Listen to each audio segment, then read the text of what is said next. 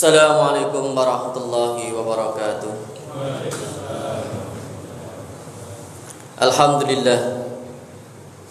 Alhamdulillahilladzi hadana li hadza ma kunna linahtadiya laula an hadana Allah. Asyhadu an la ilaha illallah wa asyhadu anna Muhammadan abduhu wa rasuluhu wa la nabiyya ba'da. Allahumma salli ala nabiyyikal mustafa Muhammadin sallallahu alaihi wasallam wa ala alihi wa ashabihi wa man tabi'ahum bi ihsanin ila yaumiddin. Amma ba'd. Fa ya ayyuhal hadirun rahimakumullah, bapak-bapak, ibu-ibu dan saudara-saudaraku sekalian yang dirahmati Allah Subhanahu wa taala. Alhamdulillah kita dipertemukan kembali oleh Allah Subhanahu wa taala dalam kesempatan ini untuk kita bersama-sama melanjutkan kajian kita, yaitu kajian hadis Al-Arba'in An-Nawawiyah yang ditulis oleh Imam Abu Zakaria Yahya bin Syaraf An-Nawawi. Dan dalam kesempatan kita kali ini kita akan membahas hadis yang ke-32, yaitu tentang larangan berbuat kerusakan atau bahaya, larangan melakukan sesuatu yang bisa merusak atau membahayakan. Rahmati Allah Subhanahu wa taala.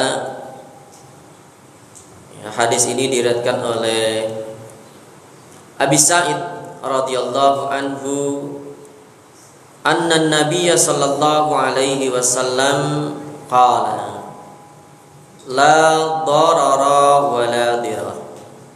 Rasulullah sallallahu alaihi wasallam bersabda, la darara wa la dirar. La darara, sesungguhnya kita dilarang oleh Rasulullah sallallahu alaihi wasallam, janganlah engkau itu membahayakan. Jadi tidak boleh ada bahaya, la dirar. Jadi tidak boleh kita itu membahayakan. Wala dirar, dan juga jangan saling merugikan. Jangan membahayakan dan merugikan. Nah, ini termasuk hadis yang pendek ya. Hadisnya pendek, cuma 2 kata ya, la darara wala dirar. Tapi hadis ini adalah merupakan hadis yang sangat penting dalam Islam, karena nanti cabang-cabang permasalahannya itu sangat banyak. Cabang-cabang permasalahannya itu sangat banyak. Rahmati Allah Subhanahu wa taala. Nah, bagaimana komentar para ulama tentang hadis ini? Imam Abu Dawud berkata bahwa fikih itu berkisar pada 5 hadis. Fikih yang begitu banyaknya, yang begitu luasnya, itu berkisar pada 5 hadis. Nah, tadi hadis ini pendek tapi cakupannya banyak. Di antaranya jadi fikih itu berkisar pada 5 hadis. Dan beliau menyebut hadis ini adalah salah satu di antaranya, karena nanti akan menjadi salah satu kaidah penting dalam kaidah fikih itu. Hadis ini menurut Imam Abu Dawud. Kemudian menurut Syekh Abu Amr, beliau mengatakan hadis yang diriwayatkan oleh Imam Abu Dawud ini termasuk dalam 5 hadis yang menjadi tadi kisaran masalah fikih. Nah, menurut beliau mengatakan ini menjelaskan dan mengisyaratkan bahwa menurut pendapatnya hadis ini termasuk hadis yang tidak lemah, hadis yang kuat. ya, karena menjadi bagian penting dalam fikih. Rahmati Allah Subhanahu wa taala. Nah, sebagian ulama mengatakan bahwa dua kata tersebut, jadi kata doror dan diror, adalah hurufnya sama, doror, diror. Ya, dot, ra, ra. Ini memiliki makna yang disebutkan bahwa sebenarnya ya, memiliki makna yang sama, dan diantara para ulama itu mengatakan bahwa penggunaan dua kata tersebut berarti penegasan. Jadi yang kata kedua itu menguatkan kata yang pertama. Meskipun tadi pengucapannya beda, dororo dibaca fathah semua dan diroro. Ini menurut salah seorang ulama. Kemudian Al-Mahasini berkata bahwa yang dimaksud dengan merugikan adalah melakukan sesuatu yang bermanfaat bagi dirinya tetapi menyebabkan orang lain mendapat kerugian atau bahaya atau mudarat. Jadi yang namanya merugikan itu orangnya untung tapi orang lain ya rugi. Ini juga nggak boleh. Jadi menguntungkan dirinya sendiri tapi merugikan orang lain. Kemudian sebagian ulama yang lain mengatakan bahwa yang dimaksud dengan kamu membahayakan yaitu engkau merugikan, ya, dan yang tidak merugikan kamu. Kita memberikan ya kerugian kepada orang lain, tapi kita tidak dirugikan. Ini menurut satu pendapat, itu namun bagian dari membahayakan tadi. Ini jadi cakupannya agak lebih umum ya. Jadi sesuatu yang membahayakan atau merugikan. Otomatis bahaya itu merugikan. Ya, bahaya itu merugikan. Sedangkan yang dimaksud dengan saling ya merugikan yaitu engkau membalas orang yang merugikan kamu dengan hal yang tidak setara dan tidak untuk membela kebenaran. Ya, artinya membalas keburukan dengan apa itu Pak? Yang lebih buruk. Ini tidak boleh. Ya, ada orang melakukan keburukan pada kita, tapi kita lebih membalasnya dengan lebih buruk. Nah, itu nggak boleh juga. Ya. Nah, kalau setara boleh nggak kira-kira Pak? Nah, kalau setara, kalau dalam Islam itu ada yang nanti namanya disebut kisos. Ya, kisos. Kalau ada orang yang melukai tangan, maka tangannya balasannya dilukai. Al ainu bil aini wal udhunu bil udhuni. Ya, wal juruha qisas. Mata dibalas dengan mata, telinga dibalas dengan telinga. Ya, dan dalam luka itu wal juruh, ya, pada luka itu ada qisasnya. Tapi harus sepadan. Ya, sepadan. Kalau melebihi apa namanya? Lebih dari itu, artinya tadi saling merugikan. Ya. Karena memberikan kerugian yang lebih besar. Ini maka cakupan masalahnya sebenarnya banyak. Ya, nanti berkaitan dengan kisos, berkaitan dengan jual beli, berkaitan dengan banyak hal dalam fikih itu. Ya.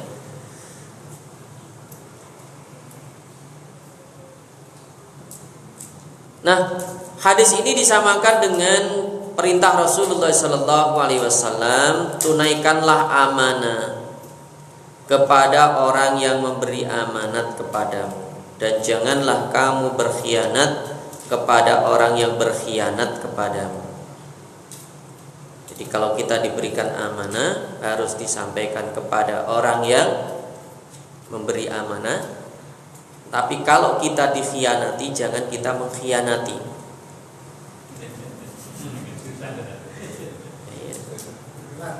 Jangan mengkhianati orang yang mengkhianati kamu. Tapi kalau tadi ya, luka dibalas luka. Tapi kalau khianat, jangan. Ya itu. Ya, adalah nanti hukumannya. Ada hukuman. Nah, sebagian ulama mengatakan hadis ini maksudnya adalah janganlah kamu berkhianat kepada orang yang mengkhianati kamu setelah kamu mendapat kemenangan atas pengkhianatannya. Ya, orang itu mengkhianati kita, tapi akhirnya dia kalah dengan pengkhianatannya itu. Itu nggak perlu dibalas lagi. Artinya kekalahannya itu sudah sebagai balasan. Ya, kekalahannya itu sebagai balasan. Jangan dibalas lagi. Ya. Ini menurut sebagian ulama. Ada rahmati Allah Subhanahu wa taala. Nah, seolah-olah larangan ini berlaku ya bagi orang-orang yang memulai. Sedangkan bagi orang yang melakukan pembalasan yang setimpal dan menuntut haknya tidak dikatakan berkhianat. Ya sama aja nanti kalau kita hukuman orang yang membunuh diapakan? Dibunuh. Jadi berlaku bagi orang yang memulai. Kenapa? Iya. Kita nggak boleh menipu balik. Karena kita menjadi penipu nanti, kan gitu. Ya. Kalau kita melakukan penipuan ya sama aja jadi kan. Ya, sama-sama penipu kan. Itu. Jadi kalau dia mengkhianati orang yang mengkhianati kita, sama-sama pengkhianat. Apa bedanya kan gitu? Ya, apa bedanya? Kalau kita menjahati orang yang menjahati kita kan sama-sama jahatnya berarti kan. Ya, maka itu tidak diperbolehkan. Tapi kalau balasannya tadi setimpal, tadi kalau kita dilukai, itu pun ada prosedurnya kan, ada prosedur hukumnya melalui pengadilan.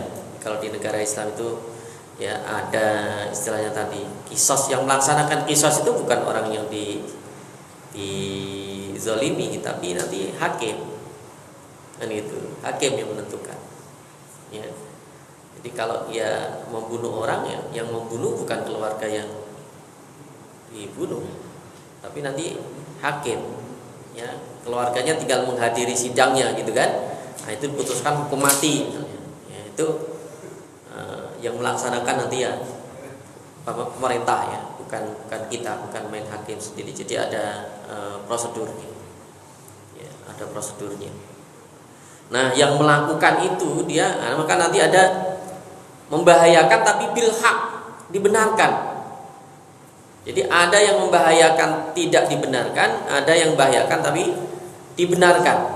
Ya, termasuk tadi itu membunuh orang yang membunuh itu ya betul. Ya. Ada rahmati Allah Subhanahu wa taala. Nah, hadis ini dijadikan landasan dan referensi hukum syariat bahwa syariat itu menafikan atau menghilangkan bahaya atau kemudaratan.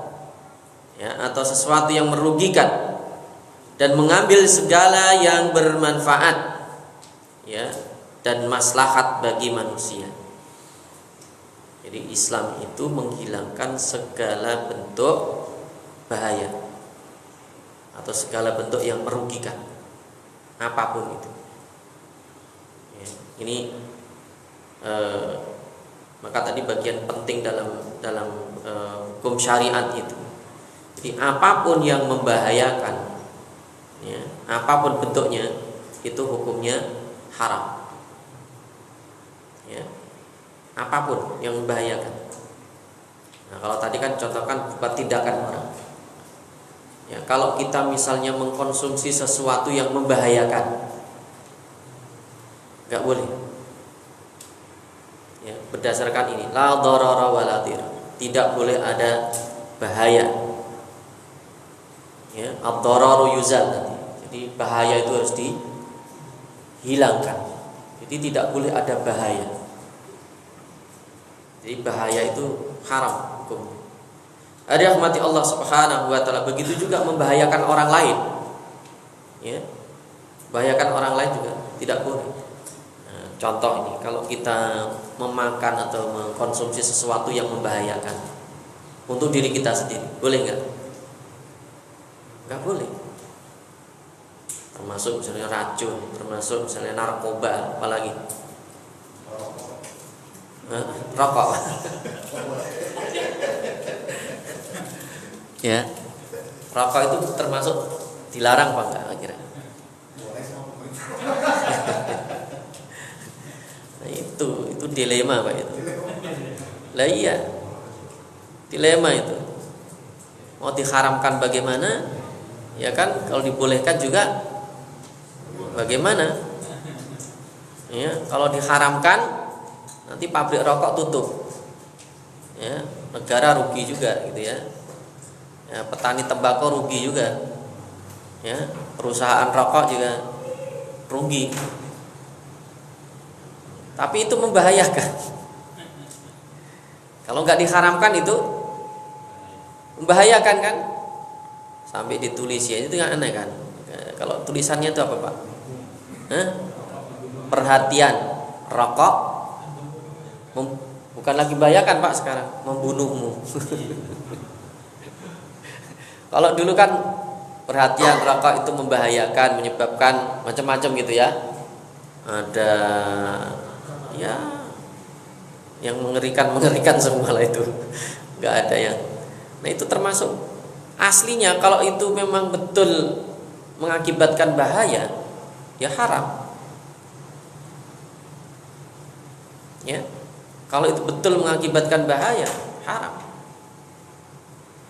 Tapi kalau fatwanya itu kan setengah-setengah, Pak. Rokok itu.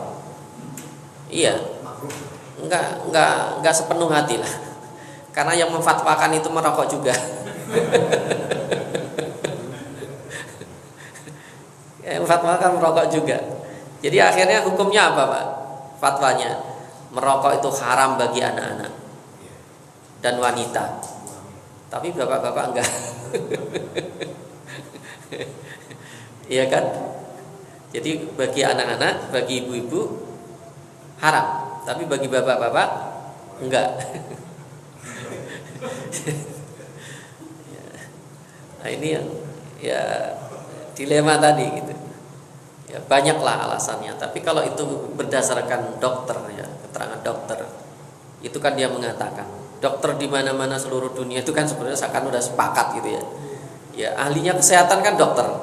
Yang harusnya dipercaya siapa kira-kira Pak? Ulama apa dokter Pak kalau dalam kesehatan? Ya, harusnya mereferensi ke sana kan gitu. Ya, tapi ya tadi dilema tadi. Ya. Rahmati Allah Subhanahu wa taala. Nah, kalau seperti itu, nah bagi kita bagaimana? Ya, kita lebih memilih untuk ya, milih yang mana kira-kira Pak? Yang haram apa yang boleh? Nah, kalau misalnya itu kita sudah terlanjur merokok, tiba-tiba vonis dokter mengatakan ya paru-parunya sudah tidak bisa diselamatkan lagi karena akibat merokok. Nah, itu kira-kira kita merugikan diri kita sendiri apa enggak? Kita bertanggung jawab enggak kepada Allah? Kira-kira kalau kita membahayakan diri kita ya gara-gara merokok itu, kita tanggung jawab enggak kepada Allah nanti? Ya pasti. Karena Allah memerintahkan kita untuk menjaga diri. Ya. Allah itu memerintahkan kita untuk menjaga nyawa kita. Tidak boleh membahayakan. Ya. Dari rahmati Allah Subhanahu wa taala, maka ya sebaiknya kita hindari saja sesuatu yang bahayakan.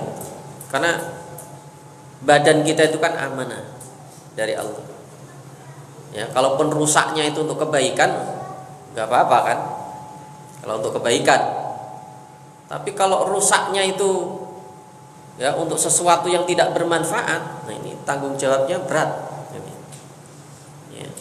Rahmati Allah Subhanahu wa taala. Nah, kemudaratan itu dibagi menjadi dua. Ada kemudaratan yang hak, artinya boleh.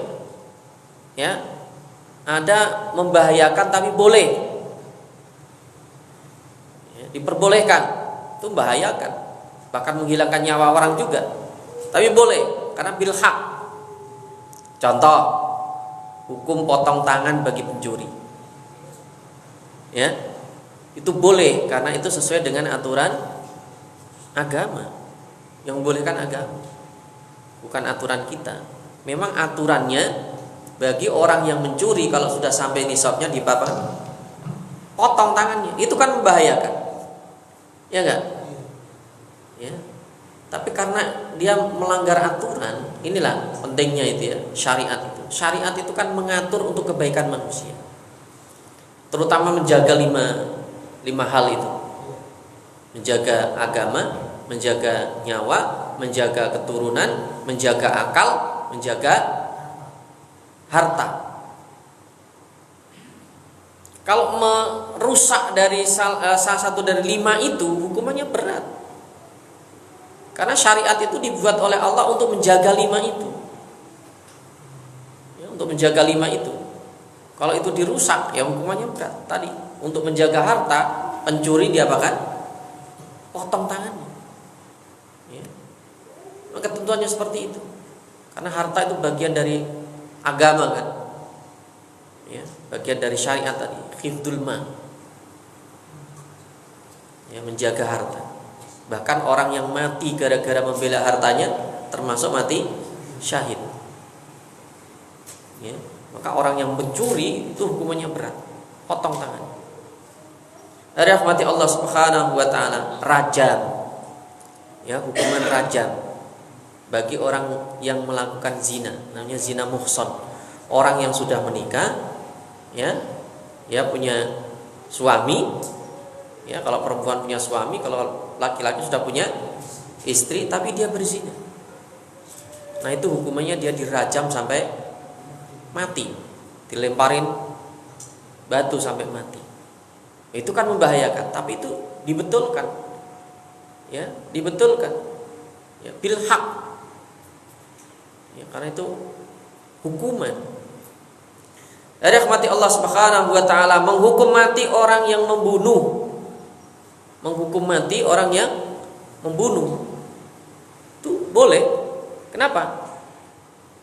Ya karena itu sebagai balasannya bagi dia. Karena dia menghilangkan nyawa. Ya. Nyawa itu dilindungi dalam Islam. Bagi orang yang menghilangkan nyawa, ya dihukumannya mati dia. Berat. Ya kalau melanggar 5 itu ya dalam Islam itu. Kemudian hukum cambuk bagi orang yang berzina. Yang berzina ini maksudnya penuduh zina, bukan yang berzina. Penuduh zina. Orang yang menuduh zina itu dicambuk kalau tidak terbukti. Maka menuduh zina itu saksinya berapa orang, Pak? 4. Kalau kurang 1 aja nggak bisa dihukum. Ya. 4-4-nya harus melihat dia melakukan.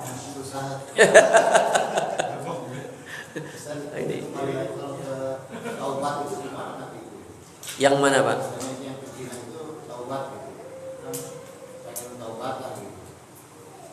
Iya, taubatnya tetap diterima. Iya, betul. Nah, dulu ada sahabat Nabi ya begitu juga. Ada seorang perempuan, dia udah bertaubat juga, kemudian dia mengaku dan dia minta dirajam. Dan hukuman itu tidak hilang, harus dilaksanakan. Cuman masalahnya kalau di negara kita, di Indonesia, nggak berlaku, kan nggak berlaku, kan nggak berlaku. Kalau dia taubat misalnya minta dirajam, siapa yang merajam? Tetap dia tetap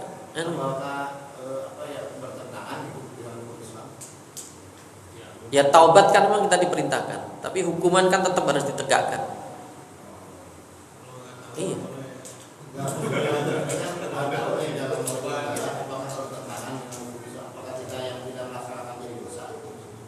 Iya, tidak melaksanakan itu dosa. Iya. Yang tidak melaksanakan dosa, karena itu hukumnya wajib. Jadi tidak hanya hilang dengan taubat saja. Kenapa? Kenapa? Kenapa, Pak?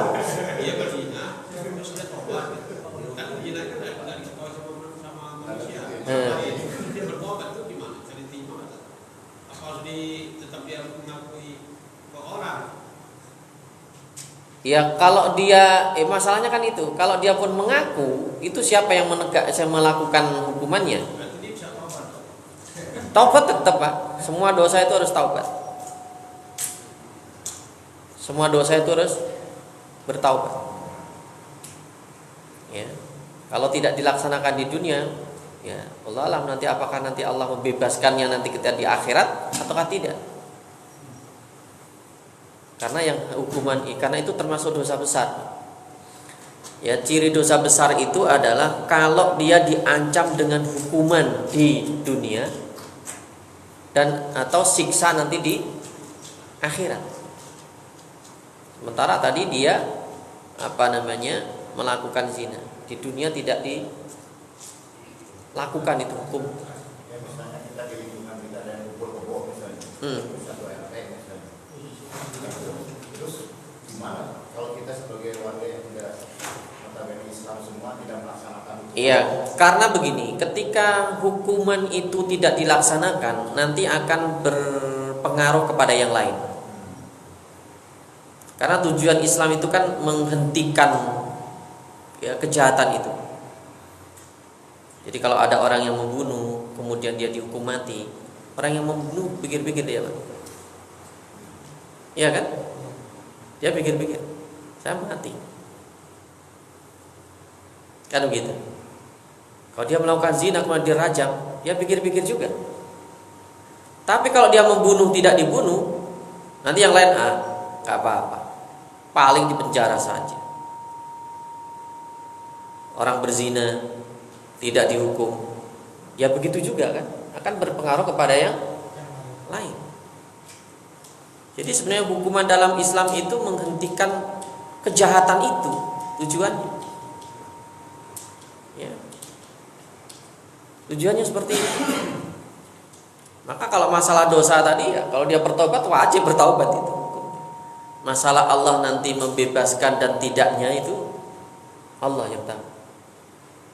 Ya, karena itu memang hukuman yang seharusnya di dunia itu dilaksanakan, tapi ternyata tidak dilaksanakan. Itu yang berdosa misalnya pemerintah apa itu? Kan sekarang banyak pembunuhan, perkosaan semua. Lah iya. Apa kita juga ikut dosa sebagai warganya?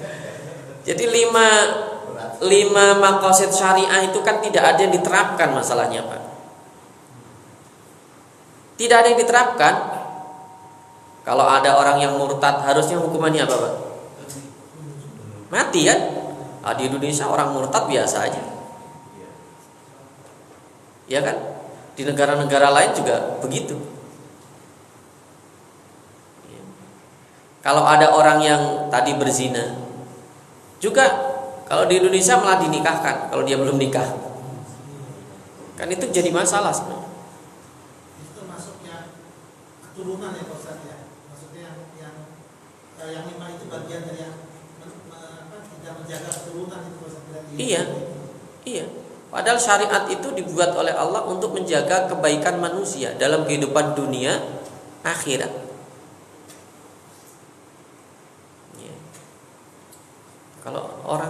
Kalau mengikuti syariat sebenarnya benar, tapi ini manusia punya aturan sendiri tadi. Ya, akhirnya tidak diterapkan. Kalau ada orang mencuri, kan nggak dipotong tangannya. Ya, ada orang mabuk, juga nggak dicambuk. Jadi 5 maqasid syariah itu tidak dilaksanakan. Sehingga masalah demi masalah itu terus berkelanjutan kan gitu. Ya. Masalah terus datang. Masalahnya itu saja. Karena tidak diterapkan, tidak dilakukan. Rahmati Allah Subhanahu wa taala. Ya, jadi itu merugikan tapi dibetulkan oleh agama karena sesuai dengan aturan agama tadi ya, membahayakan yang dibenarkan bil haq tadi ya. Rahmati Allah Subhanahu wa taala.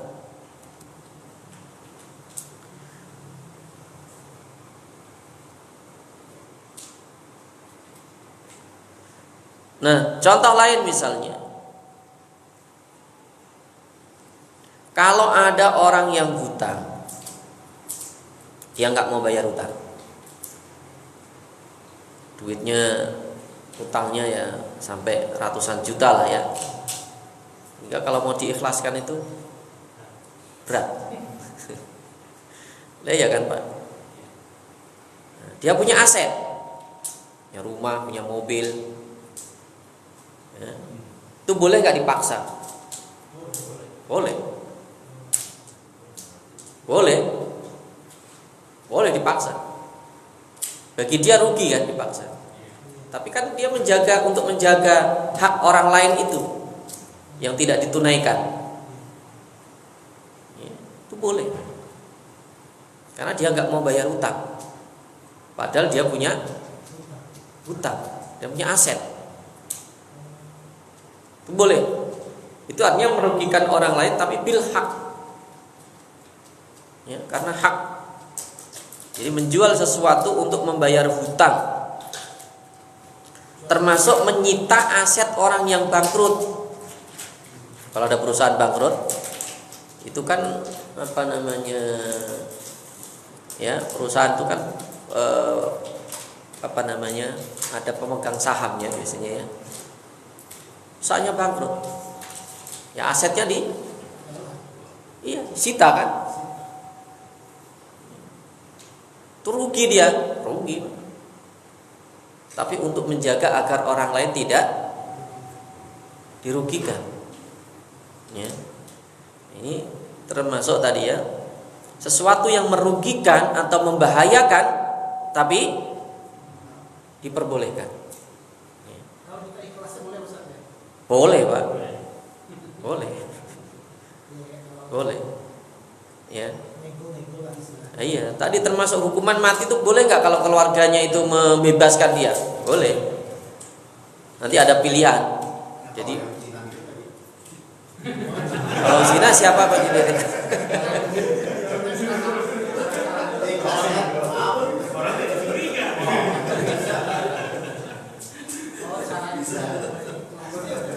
Yang punya itu kan dua-duanya dihukum Pak.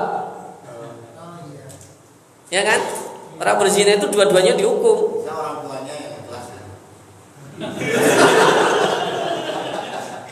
Ada di film Kalau harta bisa begitu. Tapi kalau itu kehormatan ya gimana diikhlaskannya?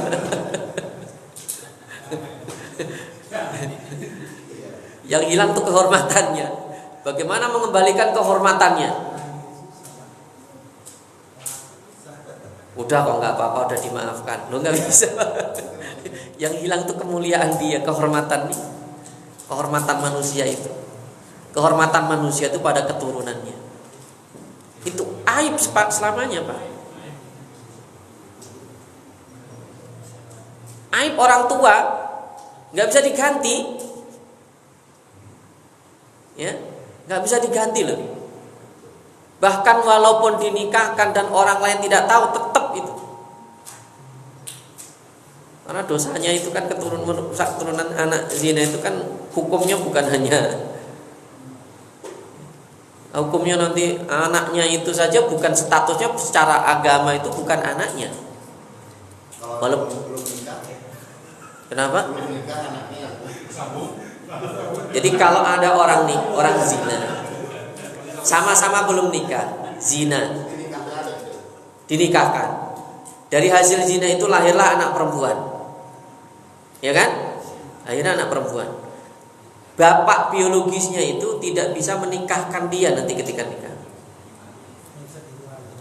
Bukan bapaknya itu dalam Islam. Mungkin walaupun secara biologis itu bapaknya, tapi secara agama itu bukan bapaknya. Belum nikah. Kenapa, Pak? Kalau zina gitu harusnya menunggu lahirkan dulu atau kan kalau sekarang biasanya langsung dinikahkan atau sebaliknya, bukan sebaliknya, seharusnya menunggu lahirkan dulu. Ini kan fenomena yang terjadi sekarang kan. Iya, harusnya ya ditunggu sampai lahiran. Nah, itu hukumannya gimana itu sama itu? Kalau yang rajam itu apa? Gimana? Nah, Ditunggu, Pak, dia.